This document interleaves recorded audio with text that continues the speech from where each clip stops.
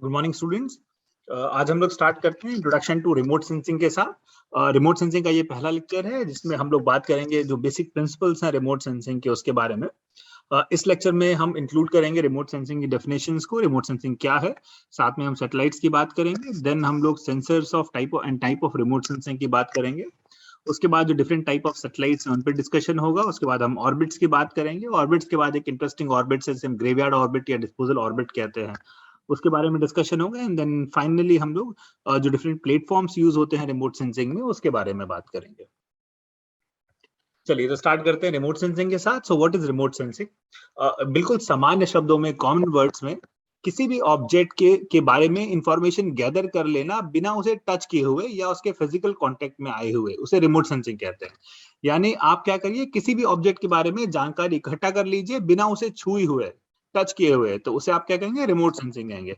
Remote sensing आप daily life में हमेशा करते हैं। आप आंख से जब किसी ऑब्जेक्ट को देखते हैं, किसी चीज को देखते हैं, तो आप उसे आइडेंटिफाई कर लेते हैं कि वो क्या है, उसके कलर को समझते हैं, उसके टेक्सचर को समझते हैं। तो सिर्फ आप क्या करते हैं, देख के उस ऑब्जेक्ट के बारे में इंफॉर्मेशन गैदर कर लेते हैं, उसको आपको टच करने की जरूरत नहीं है।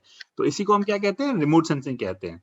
इसी बात को डिफरेंट तरीके से डिफाइन किया जा सकता है। जैसे कहा जा सकता है that art and science of obtaining information about an object without physical contact between the object and the sensor is remote sensing. या आप कह सकते हैं remote sensing is a technique of acquiring information about an object और scene without coming in direct contact. तो इस तरीके से किसी भी ऑब्जेक्ट को बिना छुए उसके बारे में इंफॉर्मेशन को गैदर कर लेना ही क्या है? रिमोट सेंसिंग है। तो आपकी आंखें, यानी हम लोग रिमोट सेंसिंग करते हैं, दूसरे जो जीव हैं वो सभी रिमोट सेंसिंग करते हैं। और उसके अलावा आपकी जो कैमरास हैं, जो मोबाइल्स हैं, जब आप फोटोग्राफ खींचते हैं तो वो फोटोग्राफ भी क्या है? रिमोट सेंसिंग है। आप उस फोटोग्राफ में देख के आप बता सकते हैं कि उसमें क्या है, वो भी रिमोट सेंसिंग है। या अगर जो सैटेलाइट्स में लगे हुए कैमरे जब पृथ्वी की तस्वीरें खींचते हैं तो वो भी क्या होती है? रिमोट सेंसिंग होती है। थोड़ा सा डिस्कशन हम लोग हिस्ट्री पे कर लेते हैं। आप सबको पता होगा कि दुनिया की जो पहली आर्टिफिशियल सैटेलाइट थी वो आर्टिफिशियल सैटेलाइट स्पुतनिक 1 थी, जिसे रशिया ने लॉन्च किया था। यहाँ पे इस सैटेलाइट की आप असली तस्वीरों को देख सकते हैं। इस सैटेलाइट को रशिया ने 4 अक्टूबर 1957 में इसको लॉन्च किया था। ये अपने ऑर्बिट में जाने के बाद लगभग ये 3 हफ्तों तक काम करती रही, जिसके बाद जो इसकी बैटरी थी वो खत्म हो गई थी। हालांकि बैटरी की लाइफ जो थी वो 2 ही वीक एक्सपेक्टेड थी, बट उसने कुछ अच्छा काम किया तो 3 वीक तक वो चलती रही। उसके बाद जब रशिया ने सबसे पहले स्पेस में एक तरीके से एंट्री ले ली, तो उस वक्त कोल्ड वॉर चल रहा था और ये अमेरिका के लिए बहुत बड़ी बात थी कि रशिया जो है वो उनसे पहले स्पेस में पहुंच गया। और फिर बहुत तेजी से काम करते हुए अमेरिका ने अपनी पहली सैटेलाइट बनाई जिसका नाम था एक्सप्लोरर 1। आप ये एक्सप्लोरर 1 की तस्वीरों को देख सकते हैं। एक्सप्लोरर 1 को फिर 31 जनवरी 1958 में इसे अमेरिका से लॉन्च किया गया। उसके बाद जो आपकी इंडिया जो सैटेलाइट्स है, अगर इंडियन सैटेलाइट की बात करें तो सबसे पहली जो हमारी सैटेलाइट थी उसका नाम आर्यभट्ट था। आर्यभट्ट को हमने 19 अप्रैल 1975 में लॉन्च किया था। आर्यभट्ट की डिजाइन और मैन्युफैक्चरिंग जो है वो पूरी की पूरी इंडिया में हुई थी, बट इसे लॉन्च जो किया गया था वो सोवियत यूनियन का आपका एक कॉस्मोस 3M रॉकेट था, जिस रॉकेट का इस्तेमाल करते हुए कास्पुटिन यार नाम की एक जगह है रशिया में, वहां से इसे लॉन्च किया गया था 1975। अब हम लोग जरा डिस्कशन कर लेते हैं sensors and type of remote sensing. अब सबसे पहली बात कि सेंसर्स क्या है? सेंसर्स क्या है? वो डिवाइस हैं जो क्या करते हैं? सेंस करते हैं। जैसे अगर हम अपनी बात करें, अगर हम रिमोट सेंसिंग करें अपनी आंखों से, तो हमारी आंखें क्या हो गई? सेंसर्स हो गई। आप अगर एक कैमरे से फोटो खींच रहे हैं तो आपका कैमरा क्या हो गया? सेंसर्स हो गया। या ये कैमरा जो है अगर एक प्लेन में माउंटेड है तो वो क्या हो गया? प्लेन में माउंटेड जो कैमरा है वो सेंसर हो गया। या ये कैमरा सैटेलाइट में हो सकता है तो वो क्या हो गया? सेंसर हो गया। तो सेंसर्स आपके क्या है? सेंसर्स आपके डेटा को कलेक्ट करते हैं। और ये डेटा को कलेक्ट कैसे करते हैं? जो सन से जो इलेक्ट्रोमैग्नेटिक रेडिएशन आ रहा है, ये रेडिएशन पृथ्वी के जो ऑब्जेक्ट्स हैं सरफेस हमसे टकराता है और रिफ्लेक्ट होता है।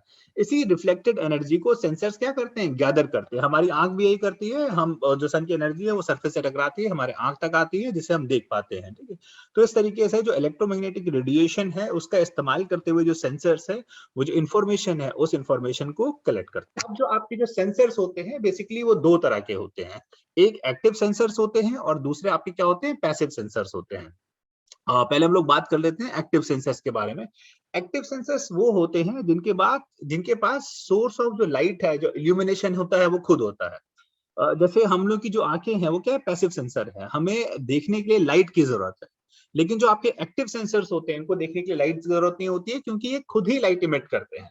तो जो सबसे अच्छा एग्जांपल है एक्टिव सेंसर का वो आपका कैमरा विद फ्लैश है।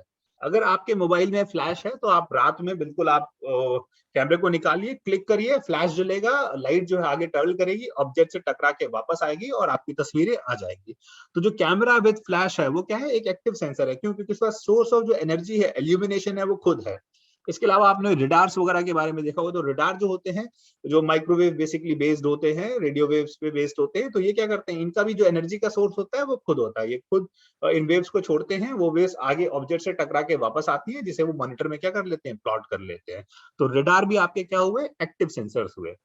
दूसरे तरह के सेंसर्स होते हैं, ये पैसिव सेंसर्स होते हैं, और पैसिव सेंसर्स जो होते हैं वो सोर्स ऑफ जो लाइट है वो बेसिकली सोलर लाइट पे डिपेंडेंट होते हैं, सन की लाइट पे डिपेंडेंट होते हैं। तो जैसे हमारी ज्यादातर जो सैटेलाइट्स है वो क्या है, पैसिव सेंसर्स है। तो सन से आने वाली जो एनर्जी है वो पृथ्वी की सतह से टकराती है, टकराने के बाद वापस सैटेलाइट तक जाती है, जिसे सैटेलाइट्स क्या करते हैं, जो सेंसर्स होते हैं, जिसे रिकॉर्ड कर लेते हैं, और फिर बाद में हम उन इमेजेस की क्या करते हैं, एनालिसिस करते हैं। तो हमारी आज की तारीख में ज्यादातर जो सैटेलाइट्स हैं वो कैसे सैटेलाइट्स हैं, वो पैसिव सेंसर्स हैं। वो किस पे डिपेंडेंट हैं, वो सीन को कलेक्ट करने, डेटा कलेक्ट करने के लिए, डेटा को कलेक्ट करने के लिए सन की एनर्जी पे क्या है, डिपेंडेंट है। तो वो सारे सिस्टम क्या हैं, पैसिव सिस्टम्स हैं। तो इस तरीके से हमारे सेंसर्स एक्टिव हो सकते हैं, या हमारे सेंसर्स क्या हो सकते हैं, पैसिव हो सकते हैं। अब चलिए जरा सा डिस्कशन हम लोग करते हैं टाइप्स ऑफ सैटेलाइट्स के लिए। दो तरह की सैटेलाइट्स हैं जिनके बारे में आप लोगों ने सुना होगा, जियो स्टेशनरी सैटेलाइट्स और दूसरी रिमोट सेंसिंग सैटेलाइट्स। जियो स्टेशनरी जो सैटेलाइट्स हैं, ये वो सैटेलाइट्स होती हैं जिनकी जो हाइट होती है पृथ्वी की सतह से करीब 36,000 किलोमीटर ऊपर होती है। तो जो जियो स्टेशनरी सैटेलाइट्स हैं, इनका ऑर्बिट पृथ्वी की सतह से लगभग 36,000 किलोमीटर ऊपर होता है। और ये जो सैटेलाइट्स होती है, इनकी दूसरी खास बात ये है कि जो इनका जो ऑर्बिट होता है वो जियो सिंक्रोनस ऑर्बिट होता है, ठीक है। यानी ये इतने ही समय में पृथ्वी का चक्कर काट लेती हैं जितना समय में पृथ्वी खुद अपने एक्सिस पे घूमती है।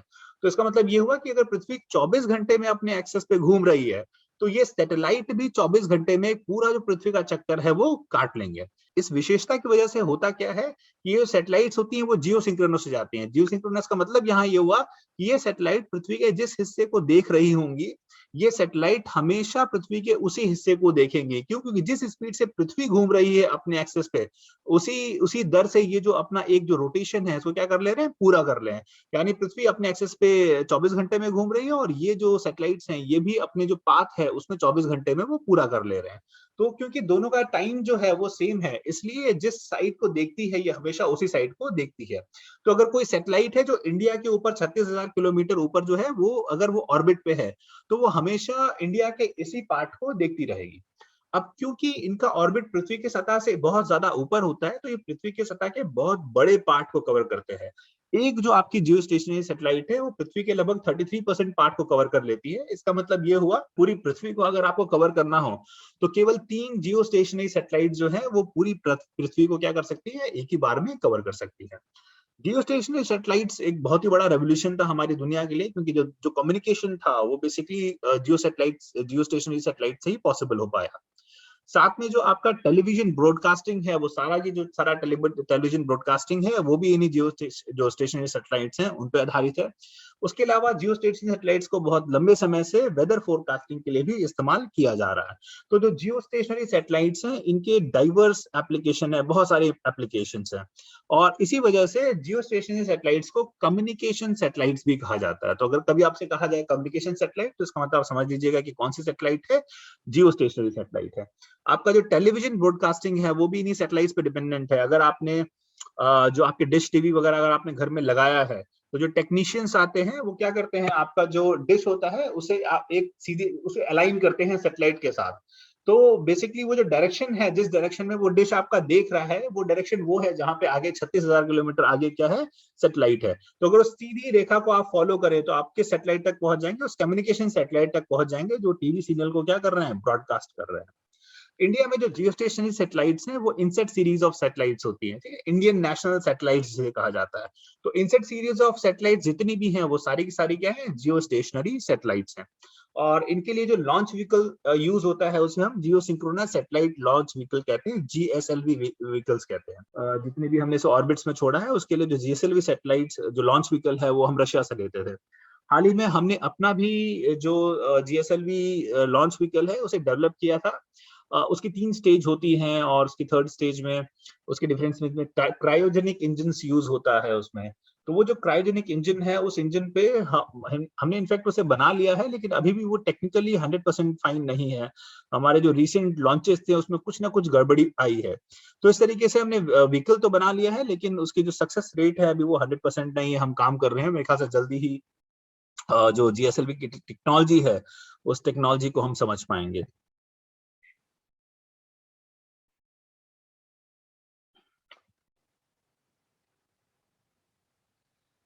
जियो स्टेशनरी सैटेलाइट्स को अपनी ऑर्बिट में छोड़ने के लिए जिस इंजन का यूज किया जाता है, उस इंजन को जीएसएलवी इंजन हम लोग कहते हैं, geosynchronous satellite launch vehicles. GSLV engine जो हैं ये बेसिकली इंडिजिनस नहीं है। आमतौर पे ये सैटेलाइट के इंजन हैं, जीएसएलवी इंजन इनको हम रशिया से लिया करते थे। बाद में हालांकि इसकी टेक्नोलॉजी ट्रांसफर की भी बात हो गई थी, लेकिन किसी वजह से इंटरनेशनल अपोजिशन की वजह से वो टेक्नोलॉजी ट्रांसफर नहीं हो पाया। जिसके बाद 1994 में हमने अपना इंडिजिनस प्रोग्राम शुरू किया जीएसएलवी इंजन डेवलप करने के लिए। रिसेंटली हमने अपना जीएसएलवी इंजन बना भी लिया, उससे कुछ लॉन्च भी किए, लेकिन अनफॉर्चुनेटली लॉन्च की थर्ड स्टेज में कुछ प्रॉब्लम्स आ गई। तो जीएसएलवी इंजन हमने बना तो लिया है, लेकिन अभी वो परफेक्ट नहीं है। उस पर अभी काफी कुछ हमें सीखने की और इम्प्रूवमेंट करने की अभी जरूरत है। जीएसएलवी जो इंजन होते हैं, they are basically cryogenic engine होते हैं, और इसमें बहुत ही कम टेम्परेचर में जो फ्यूल्स हैं उसको यूज किया जाता है। और साथ में जीएसएलवी इंजन जो है उनका इस्तेमाल किया जाता है इंटरकॉन्टिनेंटल बैलिस्टिक मिसाइल्स के लिए। तो अगर आप जीएसएलवी इंजन अगर हमने सक्सेसफुली बना लिया तो इसका मतलब ये भी है, और उसे लॉन्च भी कर लिया तो इसका मतलब ये भी है कि जो इंटरबैलिस्टिक कॉन्टिनेंटल मिसाइल्स हैं उसको बनाने की जो क्षमता है वो भी हमारी हमें मिल जाएगी। इंडियन नेशनल सैटेलाइट्स अगर आप बात करें, INSAT 2E, INSAT 3A, INSAT 3C, 3D, 3E, कल्पना 1 जो कि इंपॉर्टेंट सैटेलाइट रही है, उसके बाद जीसैट, एजुसेट, ये सारी से जो सैटेलाइट्स हैं, ये सारी की सारी सैटेलाइट जो हैं वो जियोस्टेशनरी सैटेलाइट्स हैं, जो कि इनसेट इनसेट इनसेट जो हमारा प्रोग्राम है उसके तहत इसे बनाया गया है। ये देखिए, ये तस्वीर है कल्पना 1 से। तो ये कल्पना 1 का इस्तेमाल हम लोग वेदर फोरकास्टिंग वगैरह में करते हैं। तो ये कल्पना 1 की तस्वीरें आप देख सकते हैं। तो इस तरीके जो सैटेलाइट्स है ये अपने ऑर्बिट पे लेके तस्वीरें लेती है, और इन तस्वीरों का एनालिसिस जो है वो हम लोग अपने डिफरेंट पर्पसेस के लिए करते हैं। खासकर जो वेदर फोरकास्टिंग है उसके लिए इंपॉर्टेंट रोल इसने लंबे समय से भारत में, इंडिया में प्ले किया है। दूसरे तरह की जो सैटेलाइट्स हैं उनको हम कहते हैं remote sensing satellites. Remote sensing satellite जो है ये जो है इनका नियर पोलर ऑर्बिट इनका होता है, और ये जो सैटेलाइट्स हैं ये पोल टू पोल मूव करती हैं, ठीक है। और इन सैटेलाइट्स का जो ऑर्बिट होता है वो बहुत ही कम होता है। ये पृथ्वी से लगभग 700 से 1200 किलोमीटर के बीच में इनका ऑर्बिट होता है। यानी अगर आप INSAT series of satellites compare करें तो इनसेट सीरीज ऑफ सैटेलाइट्स से बहुत ही नीचे इनका ऑर्बिट स्टैब्लिश होता है। हालांकि कुछ रीसेंट सैटेलाइट्स हैं जिनका जो ऑर्बिट है ये 700 किलोमीटर से भी कम है।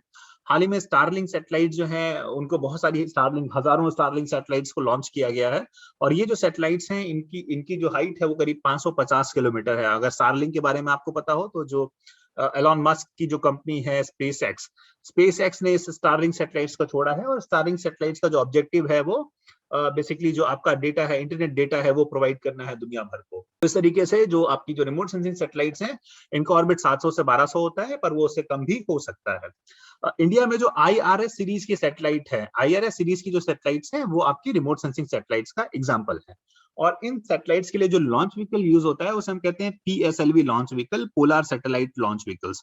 और पीएसएलवी सैटेलाइट लॉन्च व्हीकल जो है ये हमारे हिंदुस्तान के, इंडिया के इंडिजिनस सैटेलाइट लॉन्च व्हीकल्स हैं, और बहुत ही सक्सेसफुल है। इसका जो सक्सेस रेट है वो बहुत ही अच्छा है। तो इस तरीके से आपकी जो रिमोट सेंसिंग सैटेलाइट्स हैं उसके लिए उसको डेवलप करने की और उसको अपने ऑर्बिट पे ले जाने की जो पूरी टेक्नोलॉजी है वो हमारे पास अवेलेबल है। ये जो सैटेलाइट्स हैं ये करीब 16 राउंड लगाती हैं एक दिन में पृथ्वी का।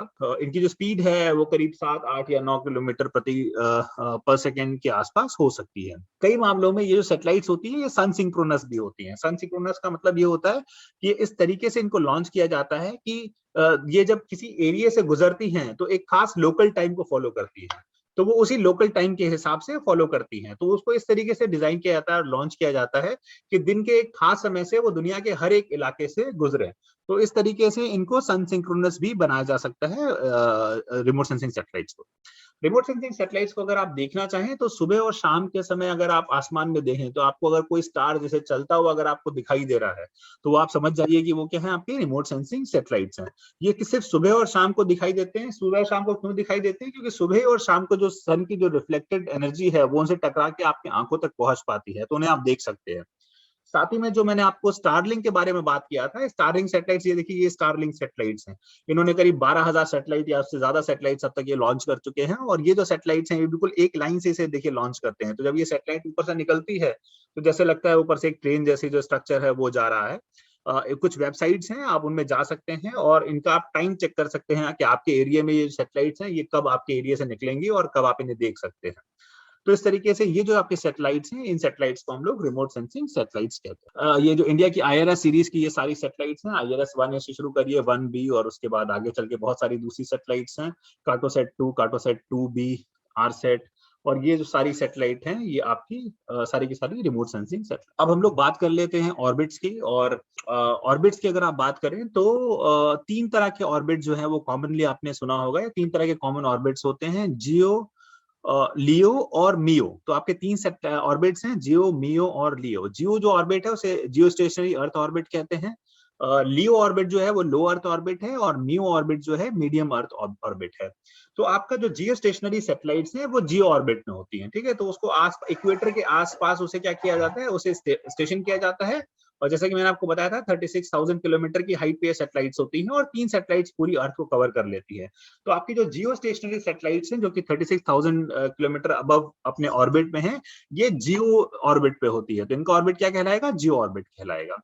और ये जिस अर्थ के जिस पार्ट को ये देखती हैं ये हमेशा उसी पार्ट को देखती रहती हैं, यानी अर्थ के रेफरेंस में ये क्या होती हैं, स्टेशनरी होती हैं, इसीलिए इसे जियो स्टेशनरी सैटेलाइट्स कहा जाता है। आपका जो दूसरा ऑर्बिट है उसे हम मियो ऑर्बिट करते हैं, मीडियम अर्थ ऑर्बिट।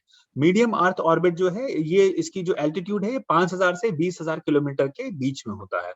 और आपके जितनी भी जीपीएस सर्विसेज वाली जो सैटेलाइट्स हैं, जो नेविगेशन से रिलेटेड हैं, ये सारी जो सैटेलाइट्स हैं वो मियो ऑर्बिट में होती हैं। तो अगर आपको पता हो तो जो जीपीएस सर्विसेज प्रोवाइड करने वाले जो सिस्टम है, जैसे नैवस्टार है, ग्लानोस है, गैलीलियो है, ये वो सारे सिस्टम है जो क्या प्रोवाइड करते हैं, जीपीएस जो फंक्शनैलिटी है वो प्रोवाइड करते हैं। तो ये जो सारी सैटेलाइट्स हैं जो जीपीएस सर्विसेज प्रोवाइड करती हैं, ये कहाँ पे लोकेटेड होती है, ये मियो ऑर्बिट में लोकेटेड होती है, 5 से 20,000 किलोमीटर के आसपास। रिसेंटली यूरोपियन यूनियन ने अपना एक जो जीपीएस सिग्नल प्रोवाइड करने वाली जो सैटेलाइट्स का सिस्टम है वो बनाया है, जिसका नाम गैलीलियो है। गैलीलियो सिस्टम में हिंदुस्तान का भी, हमारा इंडिया का भी काफी ज्यादा इन्वेस्टमेंट है। तो उसके बहुत सारे जो राइट्स हैं वो हमारे पास हैं। तो ये जो आपका गैलीलियो सिस्टम है, ये सिस्टम जो किस ऑर्बिट में है, ये मीडियम अर्थ ऑर्बिट में ये लोकेटेड है। मियो सिस्टम की जो सैटेलाइट्स होती हैं उनकी जो ऑर्बिटल पीरियड होता है वो 24 घंटे से हमेशा कम होता है। तो इनका जो ऑर्बिटल पीरियड है वो 24 घंटे से कम होगा, और वो कम होके 2 घंटे तक भी हो सकता है, डिपेंड करता है कि वो 20,000 किलोमीटर के एल्टीट्यूड पे है कि 5,000 किलोमीटर के एल्टीट्यूड पे। तीसरा ऑर्बिट है जिसे हम लियो ऑर्बिट कहते हैं, लो अर्थ ऑर्बिट। लो अर्थ ऑर्बिट जो है इसका जो एल्टीट्यूड है वो 500 किलोमीटर से लेकर वो 1200 किलोमीटर के बीच में हो सकता है। जैसे कि मैंने आपको बताया जो सारी रिमोट सेंसिंग सैटेलाइट्स हैं वो किस ऑर्बिट में होती हैं, वो लियो ऑर्बिट में होती हैं। और लियो ऑर्बिट जो आपका है उसमें ये बेसिकली नियर पोलर ऑर्बिट जिसके बारे में हमने बात की थी, ये उस तरह का ऑर्बिट है। और हजारों सैटेलाइट्स हैं इस टाइम जो फंक्शनल हैं और इस ऑर्बिट में वो घूम रही हैं। और ये जो सैटेलाइट्स हैं, लियो ऑर्बिट की जो सैटेलाइट्स हैं, इनका जो प्राइमरी इनका जो यूज है वो किसमें है, वो इमेजिंग में है। ये फोटोज वगैरह खींचती हैं और उन फोटोज से हम लोग डिफरेंट टाइप ऑफ एनालिसिस जो है वो करते हैं। उसके अलावा लियो ऑर्बिट में जैसा कि मैंने बताया आपको, स्टारलिंक सैटेलाइट्स भी इस टाइम आ गई हैं, और ये जो स्टारलिंक सैटेलाइट्स हैं इनका जो प्राइम ऑब्जेक्टिव है वो इंटरनेट सर्विसेज प्रोवाइड करना है। तो रिसेंटली जो लियो सैटेलाइट्स हैं जो इस ऑर्बिट में छोड़ी गई हैं, वो इमेजिंग के अलावा उनका दूसरा जो काम है, प्राइम ऑब्जेक्टिव है, वो क्या है, इंटरनेट सर्विसेज को दुनिया भर में प्रोवाइड करना है। और ये देखिए, ये जो आपकी सैटेलाइट्स हैं, जो आपकी जियो सैटेलाइट्स हैं, ये 3 सैटेलाइट्स पूरी दुनिया को कवर कर सकती हैं। मियो ऑर्बिट की जो सैटेलाइट्स हैं वो मिनिमम 6 सैटेलाइट्स अगर आप ठीक एल्टीट्यूड पे आप अगर उसे आप अगर आप रखें तो वो पूरे अर्थ को कवर कर लेंगी। और जो लियो सैटेलाइट्स हैं उनको अर्थ कवर करने के लिए तो 100 है, हंड्रेड्स ऑफ सैटेलाइट्स हैं, उन सैटेलाइट्स की जरूरत उनको पड़ेगी। इसके अलावा एक और ऑर्बिट होते हैं, और भी ऑर्बिट्स होते हैं, इलेप्टिकल ऑर्बिट होता है। तो इलेप्टिकल ऑर्बिट में जो सैटेलाइट्स हैं वो एक टाइम पे अर्थ के पास जाती हैं और दूसरी टाइम अर्थ से दूर जाती हैं। तो कई बार जो सैटेलाइट्स के लॉन्च में फेलियर हो जाता है, उस फेलियर के लाभ से वो सही ऑर्बिट में नहीं आ पाती और वो इलेक्ट्रिकल ऑर्बिट में आ जाती हैं।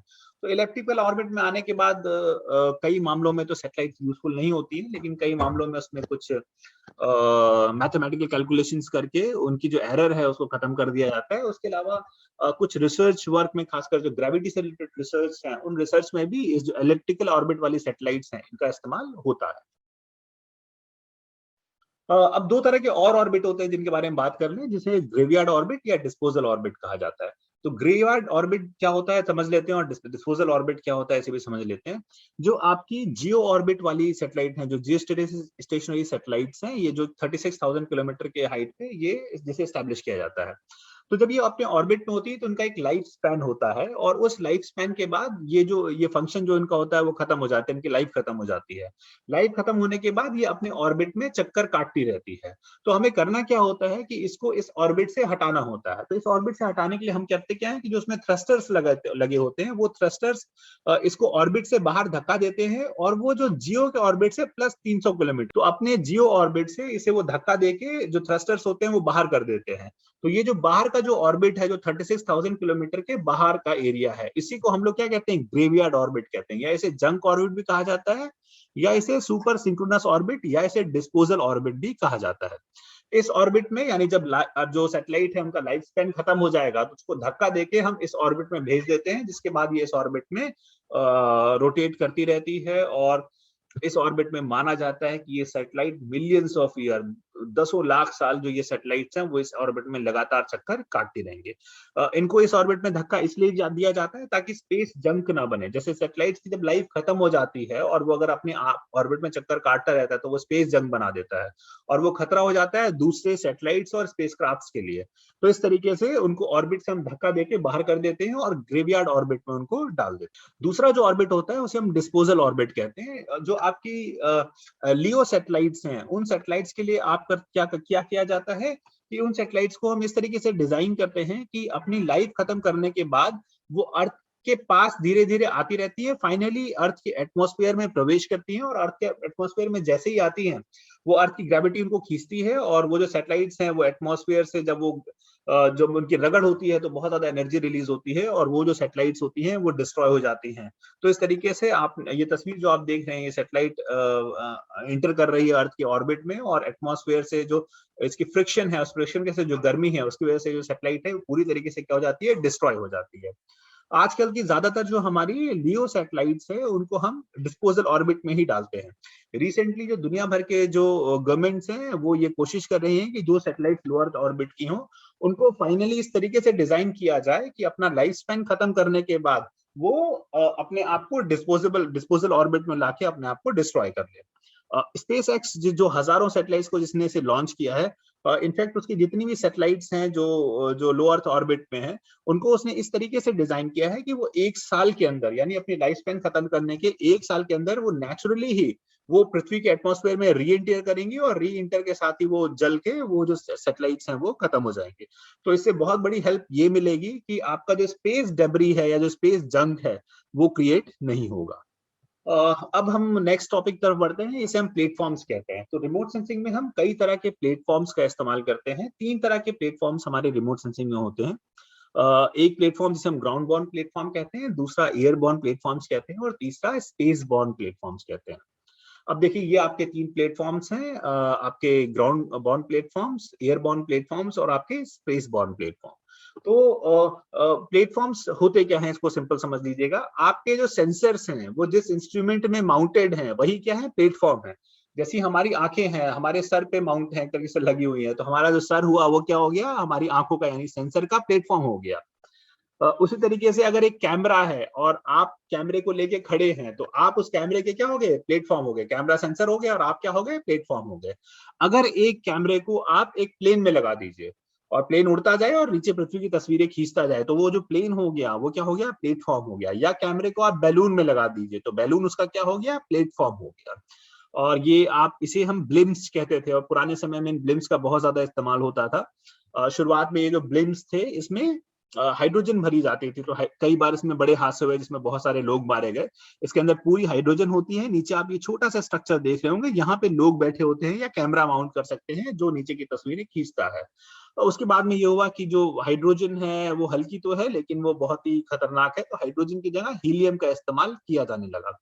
सेकेंड वर्ल्ड वॉर के आसपास इस तरह के जो जो स्ट्रक्चर्स इनका यूज किया गया, इसे ब्लिम्स कहा जाता था, ब्लिम्स। तो इन ब्लिम्स का बहुत ज्यादा यूज किया गया, जेफलिन कहते हैं जर्मनी में, इनको बहुत ज्यादा इस्तेमाल किया गया। वॉर के लिए भी, और उसके बाद जो ट्रांसपोर्टेशन है एक तरह से दूसरी जगह जाने के लिए भी, और रिमोट सेंसिंग के लिए भी इसका इस्तेमाल किया गया। उसके अलावा जो हमारे ग्राउंड बॉर्न प्लेटफॉर्म्स हैं, मान लीजिए आप किसी बिल्डिंग पे खड़े हो जाइए और बिल्डिंग पे खड़े होकर आप फोटो खींचिए, तो वो कौन सी प्लेटफॉर्म हो गए? वो ग्राउंड बॉर्न प्लेटफॉर्म हो गए। जैसे आप ये देख रहे होंगे, ये एफिल टावर है, तो एफिल टावर पे आप खड़े हो जाइए और फिर फोटो खींचिए, तो वो जो फोटो आपने खींचा वो क्या है? वो ग्राउंड बॉर्न प्लेटफॉर्म हो गया। तो एफिल टावर क्या हो गया? Ground born platform. तीसरा होता है स्पेस बॉर्न। जब आपका सेंसर किसी सैटेलाइट में लगा होता है, तो वो जो सैटेलाइट हो गई वो क्या हो गया? उसका प्लेटफॉर्म हो गया। तो जब ये स्पेस में है तो इसे हम क्या कहेंगे? स्पेस बॉर्न प्लेटफॉर्म कहेंगे। तो जितनी भी सैटेलाइट्स में आपके सेंसर्स लगे हुए हैं, ये क्या है? ये सारे के सारे स्पेस बॉर्न प्लेटफॉर्म्स हैं। ये प्लेटफॉर्म आप ये देखिए, ये शुरुआत की तस्वीरें हैं पेरिस की, और इसे एक बैलून से खींचा खींचा गया। हालांकि ये बैलून जो है वो एक धागे से जुड़ा हुआ है, और इस बैलून से ये तस्वीरें खींची गई। तो ये शुरुआती रिमोट सेंसिंग है बिल्कुल। उसके अलावा देखिए, ये तस्वीर है, ये बॉस्टन की तस्वीर है, और ये एरियल इमेज बॉस्टन की है। ये देखिए, ये पतंग है, इस पतंग में ये सैटेलाइट देखिए, इस पतंग में ये कैमरा लगा हुआ है, ठीक है? तो ये भी क्या हो गए? मतलब पतंग को, काइट को भी आप किस तरीके से यूज कर सकते हैं? प्लेटफॉर्म की तरीके से यूज कर सकते हैं। इसके अलावा देखिए, ये पिजन्स हैं, और कबूतरों का भी बहुत इस्तेमाल किया गया है रिमोट सेंसिंग के लिए, खासकर रिकनेंस के लिए, इसका जासूसी के लिए इसका इस्तेमाल किया जा सकता है, किया गया है इसका जासूसी के लिए इस्तेमाल। तो देखिए, आपने कबूतरों पे क्या लगा दिया? कैमरा लगा दिया, और ये कबूतर उड़ते हुए जाएंगे और नीचे की जो तस्वीरें हैं वो ले लेंगे, ठीक है? तो ये आपकी एरियल फोटोग्राफ्स आपकी हो गए। ये देखिए, फाइनली ये एक प्लेन है, और प्लेन के देखिए साइड में ये जो कैमरा है ये माउंटेड है, ठीक है? तो ये आपका क्या हो गया? एयरबॉर्न प्लेटफॉर्म हो गया। तो ये जो आपका प्लेन है ये क्या हो गया? इस सेंसर का प्लेटफॉर्म्स हो गया।